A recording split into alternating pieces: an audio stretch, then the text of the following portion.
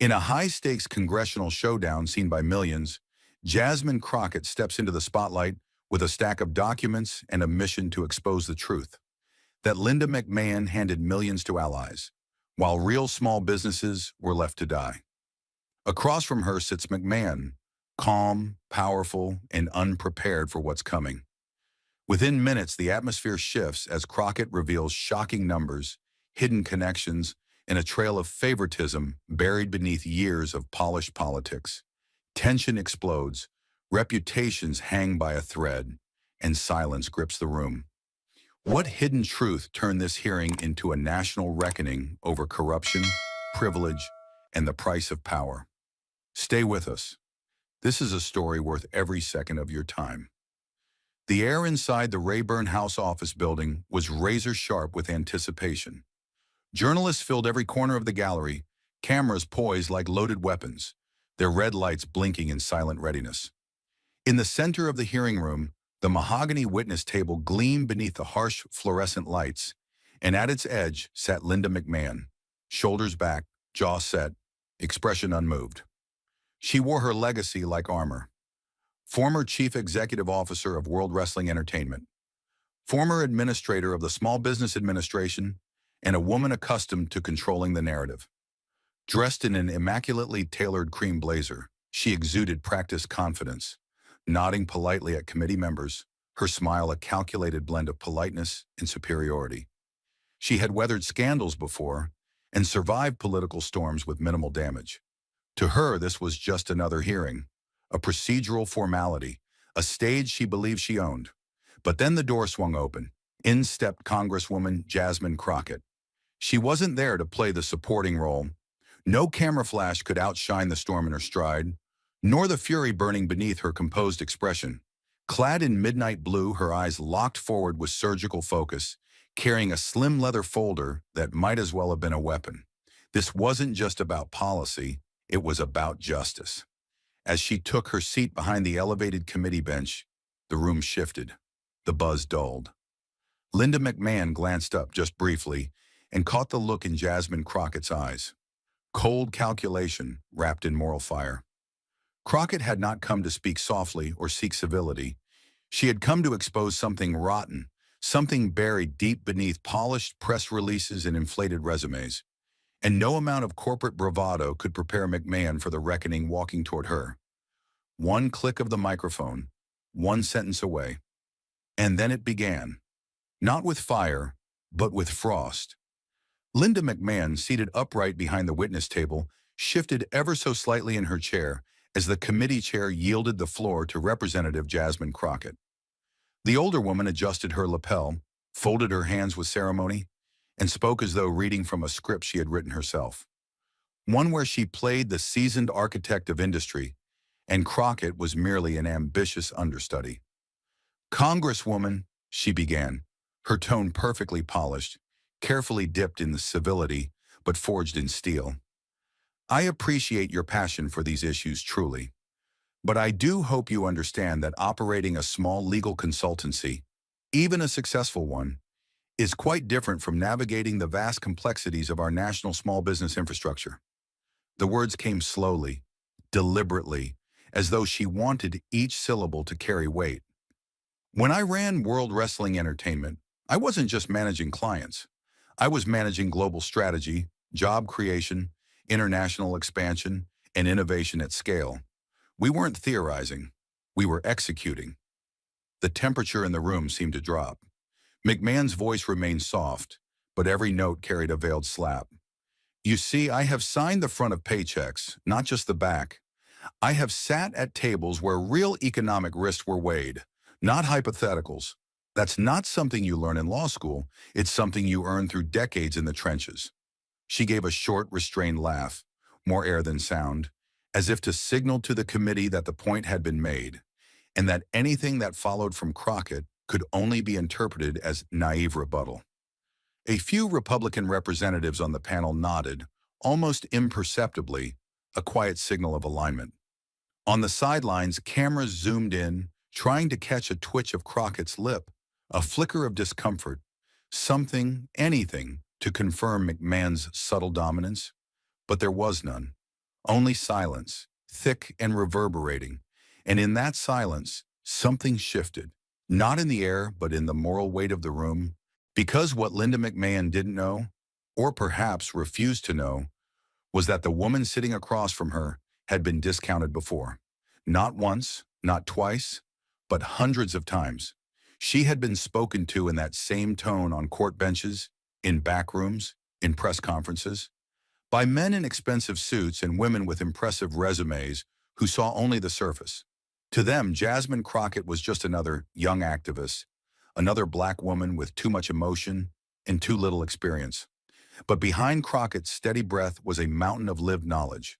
Behind her unread expression was the voice of every small business owner in her district who was told politely and systematically that they didn't qualify, that they didn't belong, that someone else was more appropriate. And now here in this room it was happening again, but this time not quietly.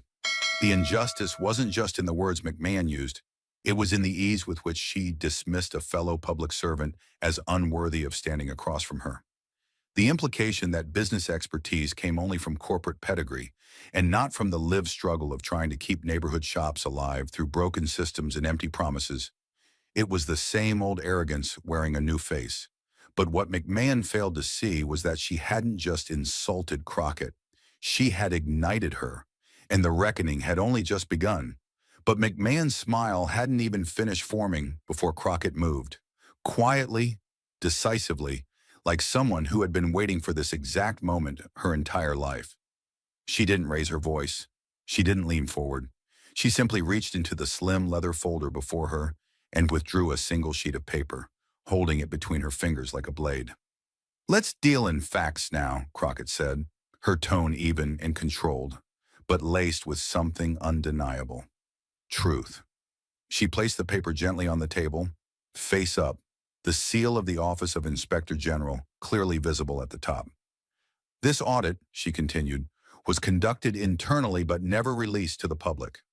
My office obtained it through a Freedom of Information Act request. It reviews the small business grant program during your time as administrator, and it reveals something deeply troubling." She paused, letting the room absorb the gravity of her words. "According to this official review, nearly 43% of the grants distributed during your leadership went to companies that failed to meet your own eligibility requirements, companies that were too large, too rich, or too politically connected." The silence in the room thickened like smoke.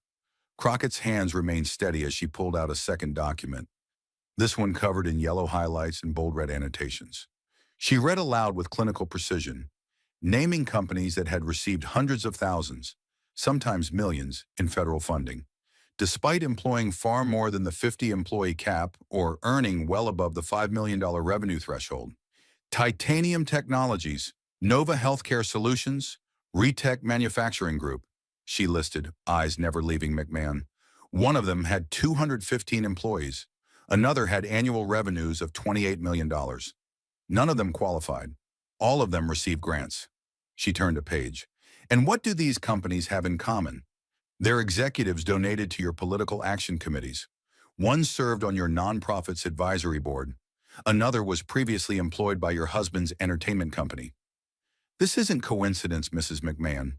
It's a pattern of doors opening quietly for those closest to you, while small, honest businesses in underserved communities were left behind.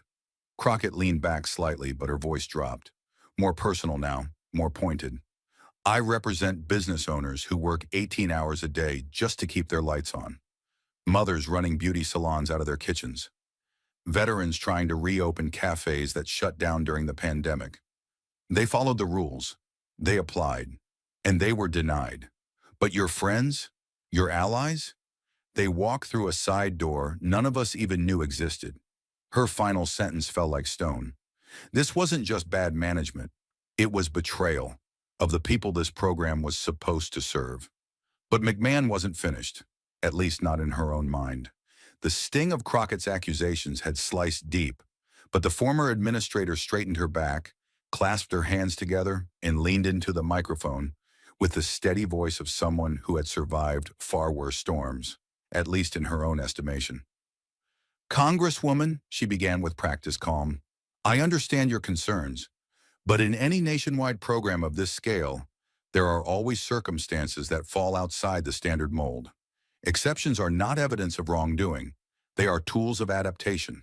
Some of these businesses may not have fit the technical criteria, yes, but they served sectors in economic crisis. They were anchors in distressed communities, job creators in rural zones, innovators in emerging technologies. Our discretion allowed us to be responsive, not rigid. These weren't handouts for the well-connected. They were strategic choices made in real time to keep the economy from collapsing. For a moment she paused, as if her answer were both irrefutable and benevolent, as if the weight of her justification could somehow smother the evidence Crockett had already laid bare. But Jasmine Crockett didn't flinch. She let the words settle like dust and then cleared them from the air with one cold, decisive breath. Reaching into the binder before her, thick, tabbed, meticulously organized, she flipped to a section labeled Disparity Zones, Denial Rates. Her tone remained composed, but the edge in it had returned, honed now not by emotion, but by righteous precision. "Let's examine this idea of exceptions, Mrs. McMahon," she said, holding up a chart filled with numbers in black and red. "In Texas District 30, which I represent, 96% of qualified applicants were denied funding. These weren't companies seeking flexibility. These were nail salons, mom-and-pop hardware stores, minority-owned landscaping businesses, and community daycare centers, every one of them meeting the written criteria. But they were denied, not once, not twice, systematically." She turned another page, revealing side-by-side approval maps, one saturated in red for urban centers like hers, another awash in green for wealthier suburban zones. And yet, companies like Fairmont Synergy, a firm with over 160 employees and $17 million in annual revenue, received full grant funding in under 14 days. They weren't in a distressed sector.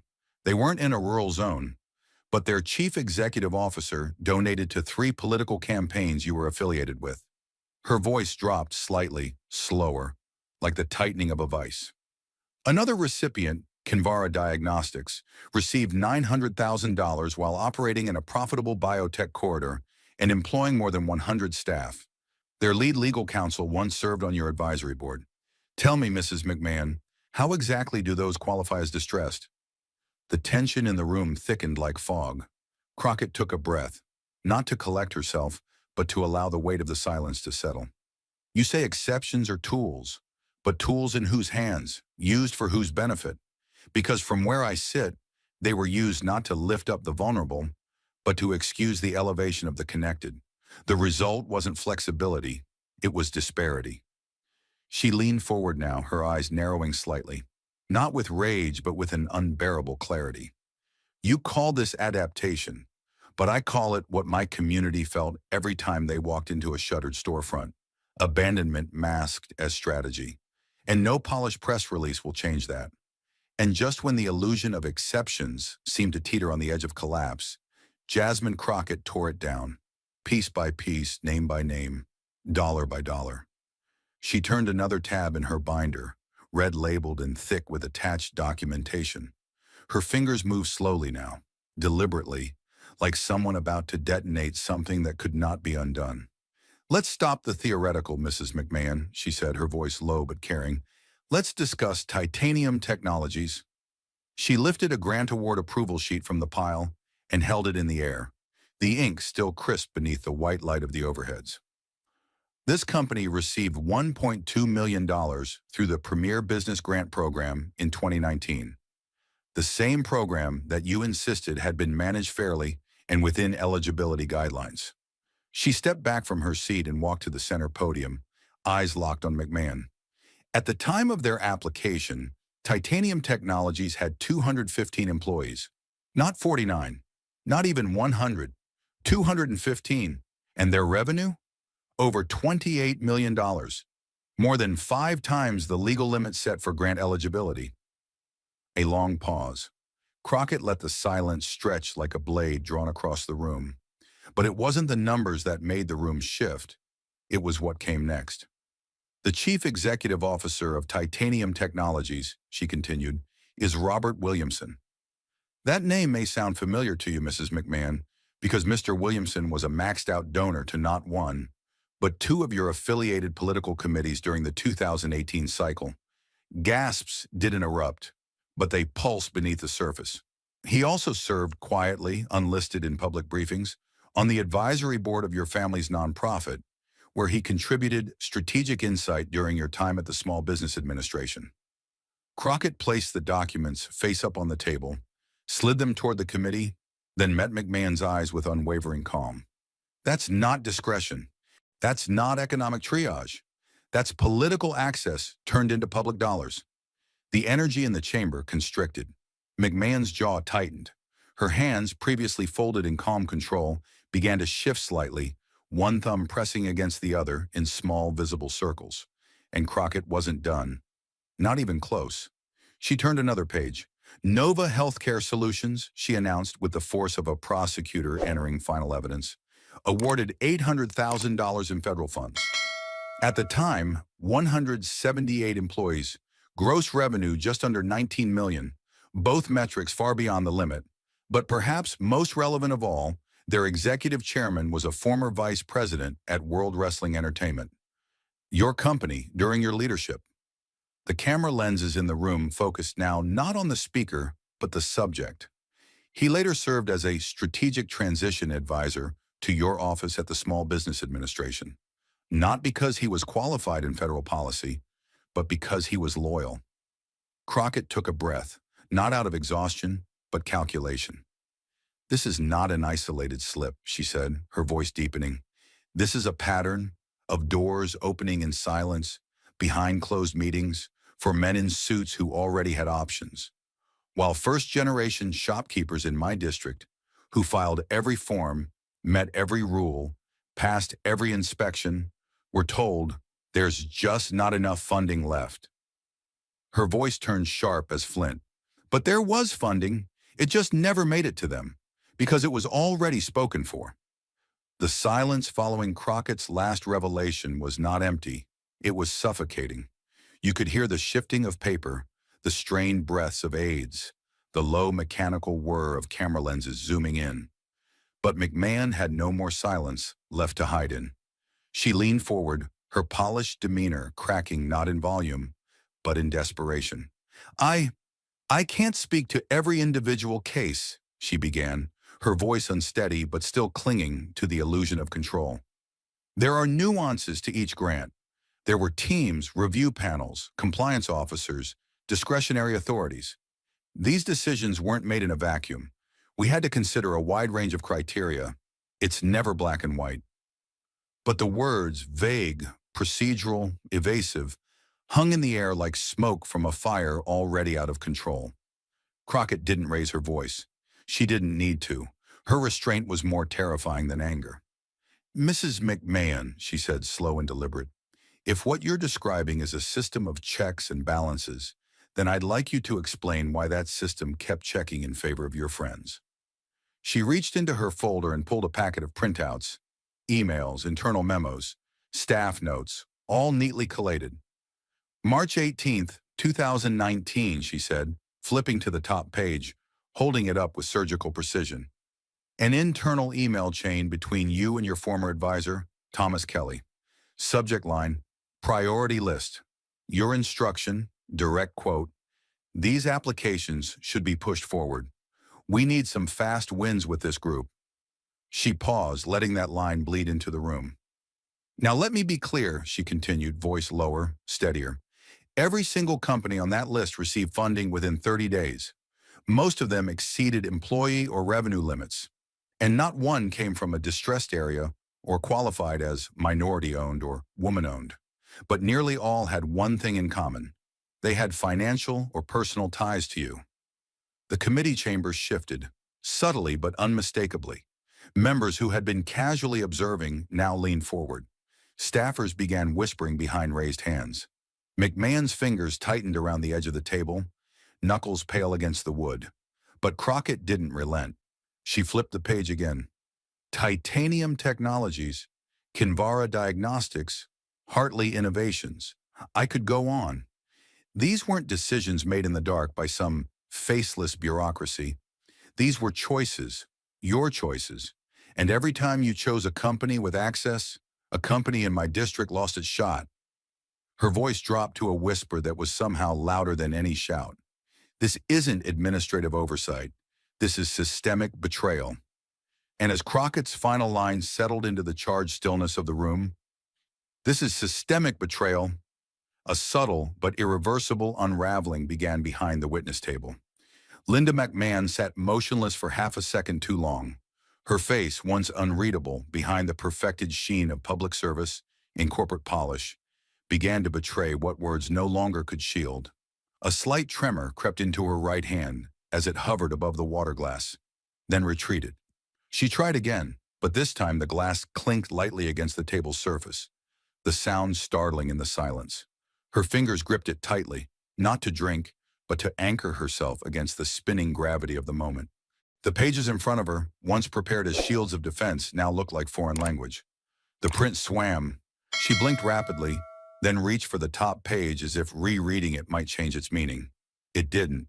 The damning email, the donor-linked approvals, the numbers she'd never expected to see recited in public, let alone sewn together into a narrative she couldn't control. A thin sheen of sweat had begun to rise just above her brow. Her once confident posture slackened by inches. Her shoulders rolled forward as if bracing against a weight no one could lift. Her mouth opened, then closed. Her gaze flicked toward the committee chair, then to her counsel seated behind her, then to the cameras, red lights glowing like sirens that wouldn't stop. But no one came to her rescue. No interjection, no technical objection, no redirect. Just the weight of her own decisions, now crashing inward from every angle. Crockett hadn't raised her voice, hadn't moved from her seat, and yet McMahon sat as if the ceiling itself had begun to descend upon her. In that moment, every ounce of privilege, every polished line of resume, every room she'd once commanded, all of it cracked under the sheer, suffocating pressure of being seen without filter or frame. And there was no script left to follow. And as McMahon sat there, visibly unraveling under the weight of her own evasions, Crockett seized the silence, not to gloat, but to deliver something far more lethal: documented truth. Her movement was deliberate, almost reverent, as she reached into the final section of her binder and drew out a single sheet of paper encased in a plastic sleeve, its contents printed in clear, professional font. She held it in both hands like a judge preparing to read a verdict. "Mrs. McMahon," she said, her voice steady and cold, "you testified that all grant recipients were vetted thoroughly and that any deviations from eligibility criteria were handled through a rigorous review process." She paused, not for drama, but to give McMahon one last chance to brace. "Would you care to explain this email?" Crockett laid the document flat on the table in front of her. Dated March 18th, 2019. Sent from your official SBA email to your then senior advisor, Thomas Kelly. The subject line reads, "Priority Grant List." Her voice sharpened as she continued. The body of the message is short, direct, and unmistakable. You wrote, "These applications should be moved to the top of the pile. We need some fast wins with this group." She leaned forward slightly, never breaking eye contact. No reference to eligibility, no mention of audit protocols, just political urgency.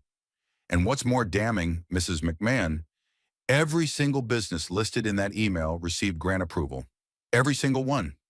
Despite the fact that the majority did not meet the employee or revenue threshold defined in your own program. The tension in the room hardened into something almost physical. Crockett didn't blink.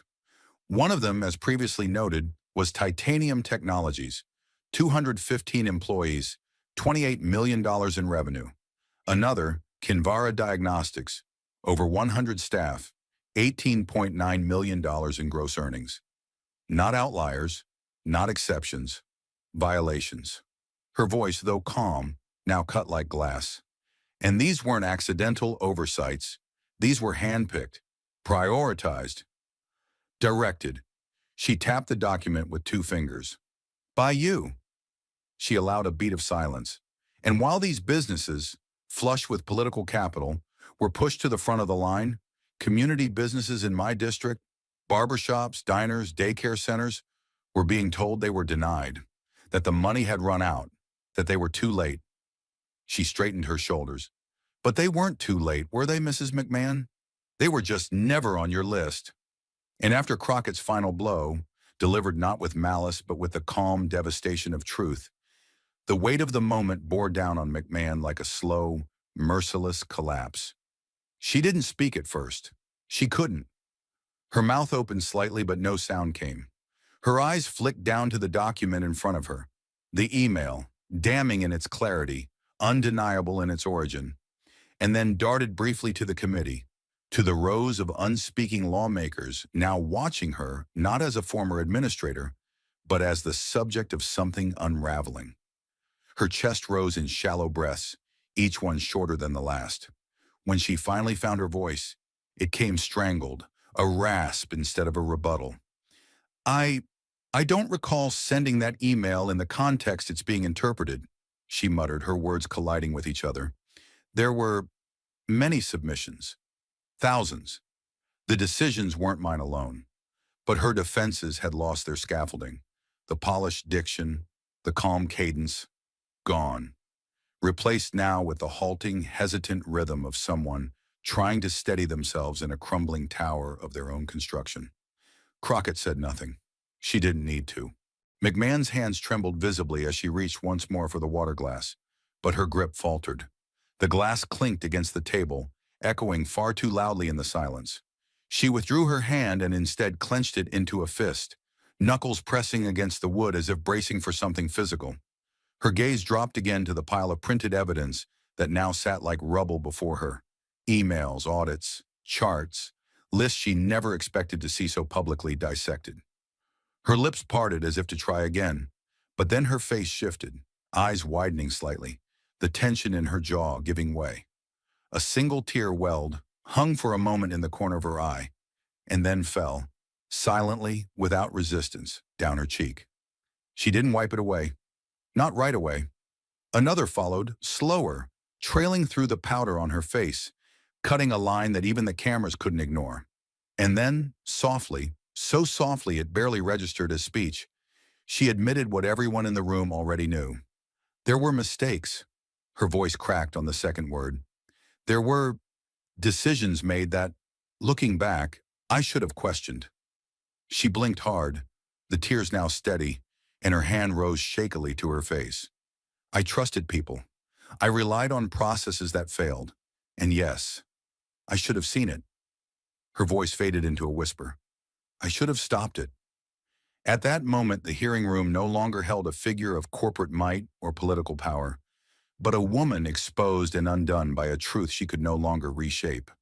And as the final syllables of McMahon's shaky admission faded into the stillness, I should have stopped it. Representative Jasmine Crockett did what few in that room anticipated. She did not press further. She did not capitalize on the collapse, did not exploit the tears now trailing through the last remnants of Linda McMahon's authority.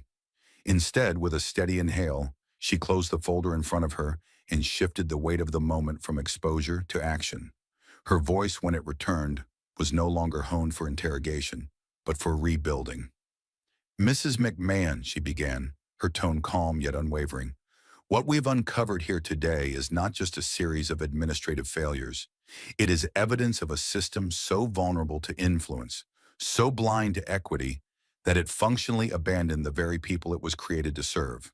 Her hands remained folded, but her posture rose. And so, I will not leave this hearing today with just indignation. I will leave it with legislation. She reached into her case and withdrew a crisp document with a bold black header. The Small Business Equity Act. She laid it on the table in full view, not as a threat, but as a promise. This bill, she said, will mandate independent multi-reviewer panels for all federal grant decisions. No more single gatekeepers. No more shadow shortcuts. It will require public transparency dashboards, updated in real time, where any American can see who receives funding and why. It will guarantee that no less than 40% of grant allocations reach underserved districts, places like the one I represent, where people follow the rules but never see the returns. The room no longer buzzed with confrontation. It listened. It absorbed. Crockett's eyes never left McMahon's now fragile figure, But her voice spoke beyond her, to the nation, to the millions watching who had long felt invisible. We do not need more powerful people bending rules for their peers. We need structures that protect those without access, those who don't have lobbyists or personal connections or priority emails. This legislation is not about vengeance. It is about justice. Not the courtroom kind, but the kind that reaches barbershops, food trucks, and community health centers. The kind that makes systems serve everyone, not just the chosen few. Then, and only then, did she turn directly back to McMahon. I am asking you, not as a former executive, not as a partisan, but as someone who today witnessed what happens when truth is brought into the light, will you support these reforms?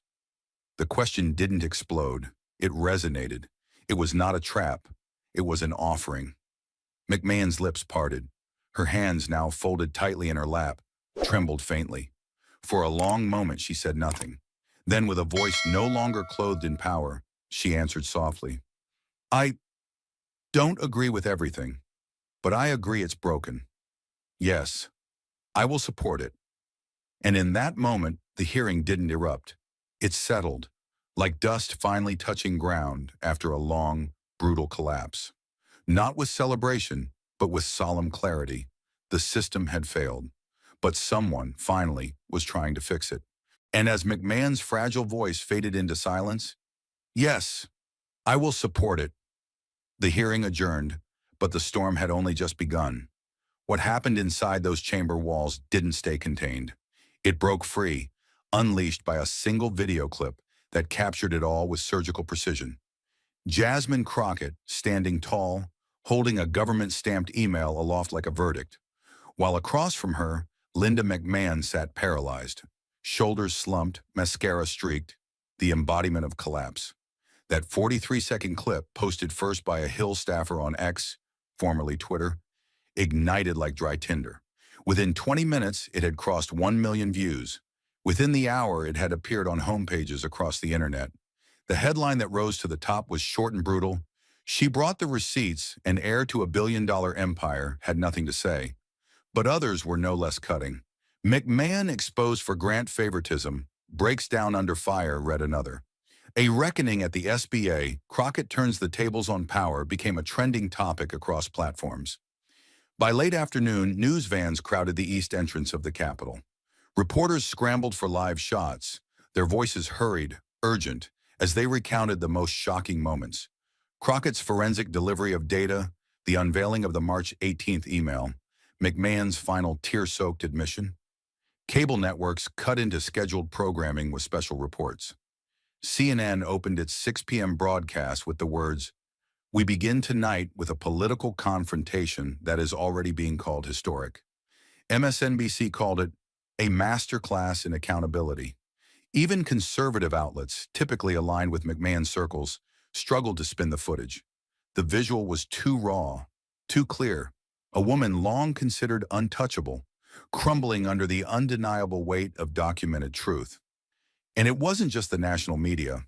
Local news in cities across America led with Crockett's speech. In Dallas, a headline ran, "District 30 Representative Shocks Washington with SBA Takedown." In Detroit, minority-owned businesses were locked out. Now the country knows. What had begun as a routine oversight hearing had become something far greater, a flashpoint, a reckoning, a rare, unscripted collapse of power in real time. And in every corner of the digital world, from late-night commentary to policy podcasts, one question echoed louder than all others. If this is what was happening in plain sight, what else is hiding behind the curtain? And as the viral clip continued to dominate headlines and light up every screen in America, the public reaction quickly gave way to something deeper. Dissection, analysis. Judgment not just of the moment, but of the method behind it. By dawn the next morning, the confrontation between Congresswoman Jasmine Crockett and Linda McMahon had already been replayed, reanalyzed, and reframed by nearly every major political network and media outlet in the country. Yet what emerged from the noise was not confusion, but rare consensus, across party lines, across ideological divides, across industries that usually share nothing but skepticism for one another. From the polished studio floors of CNN to the heated panels of Fox News, Crockett's handling of the hearing was being heralded as nothing short of a surgical display of governance done right. "What we saw wasn't a political ambush," said Fox News analyst Greg Harrow, his tone unusually reflective for a man often quick to dismiss progressives. "It was a lesson in what preparation looks like. No theatrics, no stunts, just unshakable facts delivered with the composure of someone who came not to posture, but to hold power accountable." Other voices joined in rapidly. Former Senator Claire McCaskill, speaking on MSNBC's Morning Joe, called Crockett's performance a prosecutorial masterpiece. "This wasn't just about exposing Linda McMahon," McCaskill said. "It was about tearing the curtain off an entire system of influence, favoritism, and quiet sabotage that hurts the very people federal aid is supposed to protect."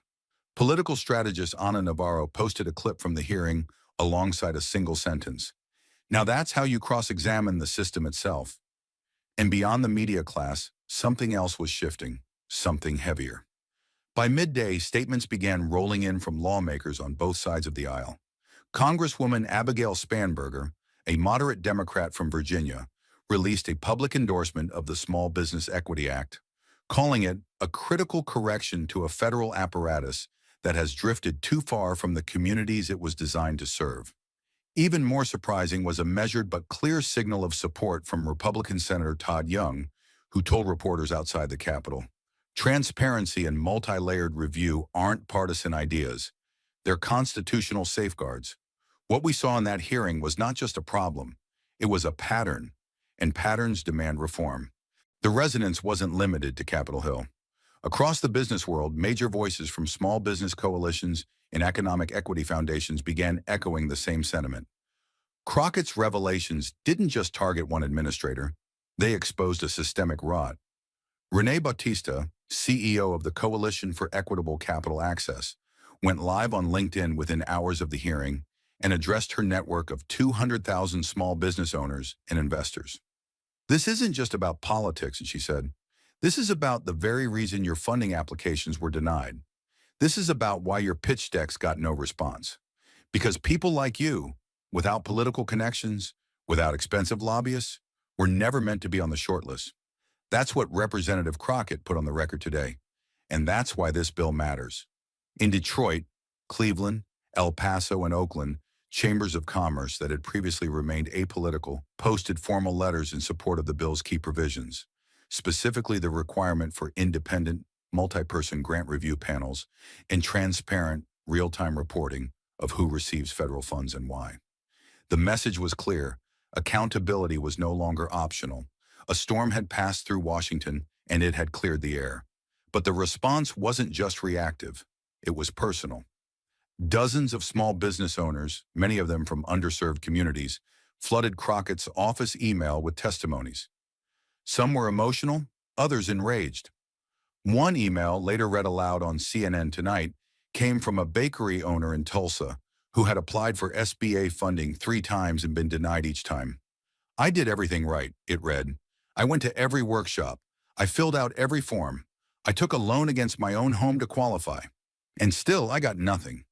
But today I saw someone say out loud what we've all known in silence, that the game is rigged, that we weren't just unlucky, we were unseen. Thank you for dragging this into the light." Crockett's office, overwhelmed but resolute, released a short statement that evening. "This isn't the end. This is the beginning of accountability. We will not stop until equity is no longer a loophole, but the law." Even on Wall Street, where federal grants are often treated as a distant whisper, market analysts took note. Bloomberg News ran a feature under the headline, "Small Business Reform from Committee Room to Boardroom." In it, several venture capitalists acknowledged that public trust in federal grant processes had been deteriorating for years, but that the clarity, structure, and enforceable equity requirements outlined in Crockett's bill might finally bring a new level of legitimacy. "We've watched Black and brown entrepreneurs pitch the same ideas, stronger sometimes, and walk away empty-handed," said Maurice Lattimore, managing partner at Apex Equity Group. "If this legislation passes, that playing field starts to level. That's not just good policy, that's good economics. But perhaps the most dramatic sign that Crockett's performance had broken through the noise came not from political figures or business leaders, but from ordinary Americans. TikTok videos with voiceovers of Crockett's calm but relentless questioning exploded in popularity, some garnering millions of views in under 24 hours. One post, set to a slow-motion replay of Crockett reading McMahon's email, "We need some fast wins with this group," ended with a simple caption, "You just watched corruption get cross-examined live." It was raw, it was unapologetic, and it was exactly the kind of viral justice many felt had been missing for far too long. Even political cynics took notice. Columnist Andrew Callahan, known for his biting skepticism of congressional performance, wrote in Rolling Stone, "Jasmine Crockett just did something that rarely happens in Washington. She changed the conversation, not with slogans, with documents, with receipts, with restraint, and with fury that never once lost its dignity."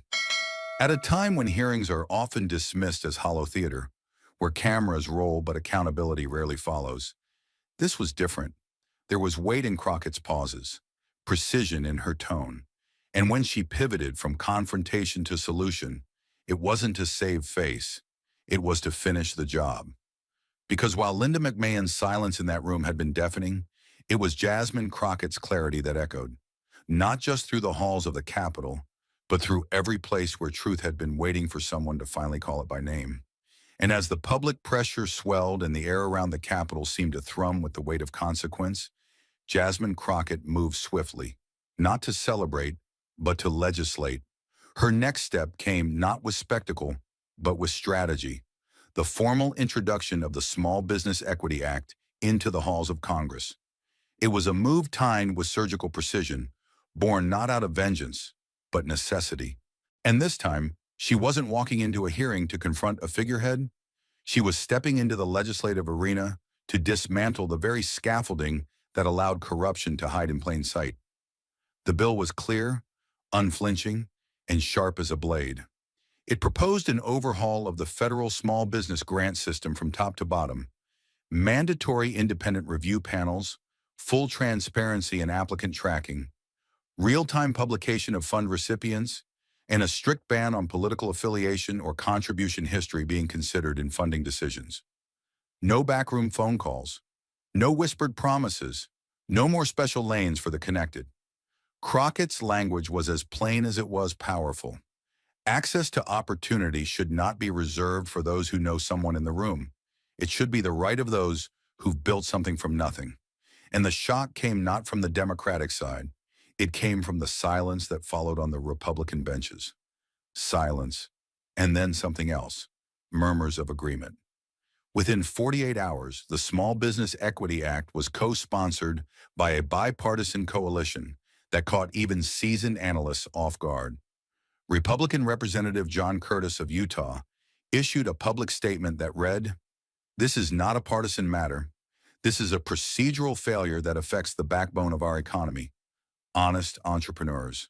The bill's emphasis on fairness and transparency is something all Americans can support. And he wasn't alone. Moderate Republicans in swing districts, sensing the overwhelming public approval and media momentum, added their names to the legislation, some out of conviction, others out of political survival. But the effect was the same. The bill gained muscle. In a stunning display of rare unity, the House Committee on Small Business scheduled an emergency session to prioritize the bill's markup. What followed was not debate, it was acceleration. From committee rooms to press briefings, Crockett's name echoed like a warning bell to lobbyists and old guard operatives who had long profited from invisible loopholes and inaccessible power. This wasn't just policy anymore. It was momentum, and the people who had laughed off the hearing as another piece of political theater were suddenly reading every line of the bill with furrowed brows.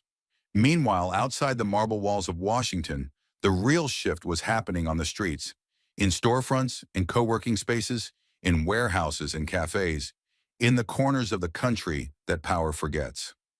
The National Coalition of Independent Entrepreneurs, a once-splintered alliance of over 3,000 small business associations, issued its first unanimous resolution in years, full and immediate endorsement of the Small Business Equity Act. Their statement didn't mince words. For too long, the system has spoken with a whisper to the privileged and a wall of silence to the rest of us. We stand with Representative Crockett not because she spoke truth, but because she gave it teeth. In Los Angeles, a Latina-owned manufacturing startup called VegaCore posted a viral video explaining how they had been denied funding for 3 years, only to discover that a nearby company with fewer employees and weaker revenue metrics had received priority placement, later traced to a political donor. "We followed every rule," the CEO said through tears, "but they had one thing we didn't, a name on a check. This bill, this is for people like us." And in North Carolina, the Southern Black Founders Alliance held a town hall streamed by nearly 200,000 viewers. Speaker after speaker, from bootstrapped barbershop owners to first-generation tech founders, shared the same story in different words. The door had always been cracked open for a select few. Now Crockett was kicking it off its hinges. "This isn't about handouts," one woman shouted to applause. "This is about taking the thumb off the scale." Even organizations typically wary of federal oversight, like the Liberty Chamber of Independent Business, stunned their base by releasing a cautiously supportive brief. "While we remain concerned about government overreach, we believe this legislation increases accountability while preserving entrepreneurial freedom. It is targeted, enforceable, and overdue." The change in tone across the business community was impossible to ignore. Journalists covering the Capitol began to note that Crockett was no longer being referred to simply as a rising star, but as a force of correction. The Wall Street Journal ran a headline that stunned longtime readers: "Crockett's bill sparks realignment in small business politics." Even former skeptics like columnist Neil Patterson wrote, "I was prepared to dismiss her as another firebrand with a microphone. But then I read the bill. It's not fire, it's a blueprint." Inside Congress, the pressure mounted. Lobbying firms scrambled to find ways to either support or quietly neutralize the bill. But Crockett had already anticipated the maneuvering. She had built the language tightly, with clauses designed to make exemptions nearly impossible without public record and multi-agency review. Every line had been forged in the same fire that exposed Linda McMahon: precision, persistence, and principle. As the legislative calendar moved toward the floor vote, a rare sight emerged in the Capitol. Citizens lining the marble hallways not to protest, but to support. Small business owners flew in from across the country, some sleeping on airport benches to afford the trip, just to show that the bill mattered. They brought placards not with slogans, but stories: loan rejection letters, grant application summaries, tax filings. Evidence of what they had built and what had been denied them. Crockett, never one for grandstanding, stood quietly among them in the hallway outside the chamber, thanking each person by name. She didn't speak to the cameras that day. She didn't need to. Her work was already echoing across the country like a thunderclap. Because this time, justice wasn't just being spoken, it was being written into law. And while the momentum of the legislation surged forward, sweeping across Capitol Hill with a righteous fury, Linda McMahon's world was shrinking, fast and mercilessly. The same media networks that once praised her as a visionary entrepreneur now dissected every line of her testimony with surgical cruelty. Her once prized image, the iron-willed businesswoman who had conquered both the private sector and public office, had become an emblem of elitism, favoritism, and institutional rot. In less than 72 hours, her name had fallen from invitations, been stripped from marketing decks, and quietly erased from speaker rosters she once dominated. The decline wasn't loud, it was surgical. Emails went unanswered. Phone calls returned with clipped, rehearsed rejections. Her scheduled keynote at the Conservative Women's Leadership Forum was postponed indefinitely, a polite euphemism no one believed. Behind closed doors, those who had once touted her as a model of American enterprise were now whispering about reputational risk. One think tank director was overheard telling staff, "We can't have her associated with us while that video is still circulating. We'd be inviting a riot into the comment section." In her Connecticut estate, the silence was deafening. No camera crews, no calls from cable producers, just the muted tap of PR consultants advising her to Go quiet for now. She declined all interviews, all rebuttals, all attempted salvaging. Not because she was cornered, but because somewhere beneath the layers of curated authority, she had begun to understand. This wasn't a political loss. This was a legacy in freefall. The institutions she helped shape, the business groups, the conservative foundations, the executive boards, began to drift away like ships pulling anchor. Board members from one economic policy council she co-founded held an emergency vote. She was quietly asked to resign. No formal press release. No thanks for her service. Just a line in a Monday memo. Board composition updated. Effective immediately. And then came the withdrawal, not just by organizations, but by people. Former allies, co-hosts, donors, strategists. Even those who had once benefited from her political patronage now avoided eye contact at luncheons and retreats. At a closed-door donor gala in Palm Beach, she entered a room and the conversation thinned to near nothing. A few nodded stiffly. No one invited her to sit. The chill was undeniable, and the commentary didn't stop at politics. Journalists began digging into the internal practices of her tenure at the Small Business Administration with renewed vigor. Articles from left, center, and right began connecting dots between previously ignored anomalies, funding anomalies, contract accelerations, advisory hires. The Crockett hearing was a match dropped on a powder trail, wrote one investigative columnist in The Atlantic, and McMahon lit that trail herself years ago with every unchecked exception and privilege pass. The op-eds were relentless. The end of the McMahon myth, one declared. From wrestling rings to public shame, said another. Even her defenders couldn't find footing. One loyal commentator on a business news channel tried to pivot, suggesting the backlash was just another chapter in cancel culture. The clip flopped. Twitter called it the worst spin since Enron. And then came the shift from critique to consequence. Two small business owners, both denied grants during her tenure, filed a joint lawsuit citing arbitrary and biased practices that violated federal guidelines. Their evidence? Internal memos surfaced through FOIA requests that revealed irregular review patterns eerily similar to what Crockett had exposed. The plaintiffs didn't just want compensation, they wanted structural change. The suit's impact was immediate. Public sympathy swelled around the entrepreneurs. National legal networks offered pro bono counsel. And McMahon, though not formally charged, was suddenly the face of a class action movement she could no longer control. But perhaps the most crushing blow came from a source no one expected: Vince McMahon himself. In a statement released through World Wrestling Entertainment's legal team, the company declared that Linda McMahon's past governmental decisions do not reflect the values or business practices of WWE. A clean-cut, public, brutal. For decades, the McMahon name had been synonymous with dominance, inside the ring and out. But now even her family's empire was stepping back, walling off her liability like a quarantine contagion. And still she said nothing. No press conference, no apology tour, no ghost-written op-ed. Only once at a quiet charity fundraiser weeks later did she speak briefly. "I thought I was helping," she told a small circle of attendees. Her voice cracked on the last word. "But maybe I was only helping the people who already had everything." The room fell silent. No applause followed. Some called it too little, too late. Others said it was the first honest thing she had uttered in years.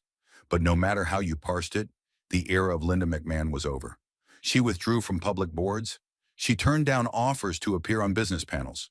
Her social media presence, once curated by a small team of strategists and image makers, went dark. The last post, dated just days before the hearing, was a smiling photo with the caption, "Proud to support small business across this great nation." No comments remained. Her inner circle, now whittled to a handful of loyalists, tried to shield her. But the damage wasn't reputational alone. It was personal. In the months that followed, she began spending most of her time outside Washington. No more fundraisers, no more panels, no more headlines. Just silence. And the humbling realization that influence, once broken, rarely mends the same way.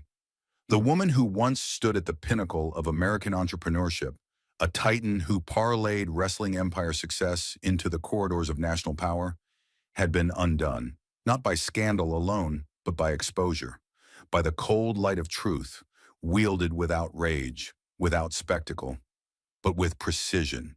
And in the end, that was the irony that stung the most. She hadn't been taken down by smear campaigns or partisan war. She had been taken down by facts. And yet, from the wreckage of exposed corruption and reputational collapse, something unexpected began to rise. Not shame, not vengeance, but reform. While Linda McMahon receded from the public eye and the political world recalibrated in the aftermath, Congresswoman Jasmine Crockett had not paused. She did not celebrate. She did not grandstand. She returned to her district, rolled up her sleeves, and got to work. For her, the hearing was never about spectacle. It was about justice. And justice, she believed, must be proven not in headlines, but in the lives of people who had been denied a seat at the table for far too long. 1 year to the day after that unforgettable hearing, the effects of the Small Business Equity Act had rippled outward like a tide, finally reaching the shores it was meant for. The numbers didn't just tell a story, they told a revolution. In her district alone, over $15 million in federal small business funding had been allocated directly to underserved neighborhoods. That figure wasn't just impressive, it was seismic. The previous year, that same district had received just under $3 million. Now, thanks to the oversight mandates, equity scoring systems, and independent grant review panels mandated by Crockett's legislation, the money was flowing where it had always been promised, but never truly arrived. Into the hands of those who built their dreams, one brick, $1, one sleepless night at a time. It wasn't just numbers, it was faces, stories, lives. In South Dallas, a Black-owned tech startup that had been denied 3 years in a row due to insufficient scalability now had a fully staffed office and had just hired its 12th employee. The founder, a former teacher named Calvin Miles, had tears in his eyes when he told a local reporter, "They used to tell us, you don't qualify. Now, we're building apps that help kids learn math in the very schools that forgot about us. That's because of her. That's because of Jasmine Crockett." In Oak Cliff, a Latina mother of 3 named Maria Delgado had opened a community bakery, Pan y Alma, Bread and Soul, using a grant she never thought she'd see. "They used to say, 'You're not what we're looking for,'" she said during a televised town hall. "Now my daughter helps me run the register after school. My son bakes with me in the mornings. I'm not just a small business. I'm the center of something, a change." Across the state, from Houston's Fifth Ward to El Paso's border communities, entrepreneurs who had long been invisible to federal programs were now being heard, funded, and supported. And it was not an accident. It was policy. It was architecture. It was the result of Crockett walking into the lion's den, confronting a titan of privilege and exposure, and rewriting the rules with the same fire she had once used to survive. But what made this transformation even more powerful was its moral symmetry. Where McMahon had once funneled taxpayer dollars toward political allies and legacy corporations, Crockett's reform bill had removed the dark corridors of influence. Under the new mandates, grant recipients were anonymized during the first round of reviews. Applications were scored on community impact, fiscal transparency, and innovation, not donor history or insider relationships. Reviewers, now bound by rotating blind panels, had no knowledge of race, political alignment, or background wealth. The system was no longer tilted, it was reset. And the results? They were immediate. More than 400 minority-owned businesses across the United States had received their first ever federal support. A historic number of applications had come from rural indigenous communities. In Alabama, a women-led construction cooperative on tribal land was finally able to launch a training program for young apprentices. In Detroit, a group of formerly incarcerated men opened a mechanic school that combined hands-on learning with literacy and reintegration services. The ripple effects were beyond economic. They were generational. And the people noticed. Media outlets that had once covered the hearing as political theater were now forced to return, this time to report on its consequences. The Crockett reform, 1 year later, became a primetime special on PBS. CNN aired a feature titled "From Shadow to Spotlight: How One Bill Changed the Face of Small Business in America." Even skeptics from the business world began to acknowledge what they could no longer deny. The old system hadn't just failed, it had excluded. And now finally the floodgates had opened. Crockett didn't bask in this. In fact, she barely acknowledged the attention. Her focus remained fixed on implementation, oversight, and future phases of the reform. When she returned to Washington for a press briefing marking the one-year anniversary, she walked to the podium in the exact same blazer she wore at the McMahon hearing. It was intentional, and her words were clear. "This is not about revenge," she said, her voice firm but measured. "This is about restoration. This is about the father who got a second chance after a felony, the immigrant family that turned a food cart into a restaurant, the girl who now believes she doesn't have to inherit poverty but can inherit pride. This is the work, and I'm not done." That statement echoed across newsrooms and community halls alike. But perhaps the most powerful recognition didn't come from headlines or government websites. It came from within the communities themselves. In the heart of West Dallas, a mural had been painted across the side of a formerly abandoned building, now home to 6 new Black-owned businesses. The image showed a young girl standing in front of a courtroom, holding a folder above her head. On the folder, a dollar sign wrapped in justice scales, and above her, spray-painted in white letters, "The Power of One Voice." And just beneath it, in smaller gold print, someone had signed a name, Crockett. The mural wasn't commissioned. It wasn't sponsored by a PAC or campaign committee. It was painted by local youth artists using donated supplies, because to them, this wasn't politics. This was prophecy fulfilled. The power of that moment, the knowledge that change had not only arrived but had rooted itself in the ground where nothing had grown before, was the final word Jasmine Crockett never had to speak. And yet, the work ahead was still massive. She knew this. Every gain could be threatened. Every reform could be undone with the stroke of a pen in a future administration.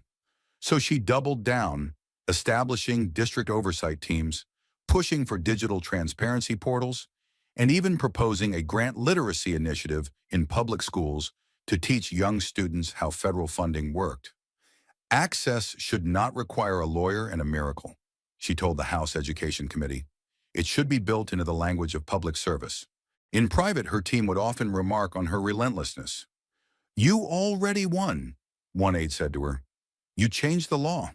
The legacy's secure." But she shook her head. "Justice doesn't live in laws," she said. "It lives in what happens after." And so, while headlines moved on to the next scandal, while the world forgot the courtroom tears of Linda McMahon and the viral firestorm that had once consumed the internet, Crockett continued in the trenches, fighting for another business, another block, another child with a dream. Because for her, this wasn't the end of a political battle. It was the beginning of something far more dangerous: hope. As Crockett stood firm beneath the weight of national scrutiny, it became clear that what had unfolded wasn't just a political clash. It was a masterclass in how truth, when wielded with discipline, could cut deeper than any slogan ever could.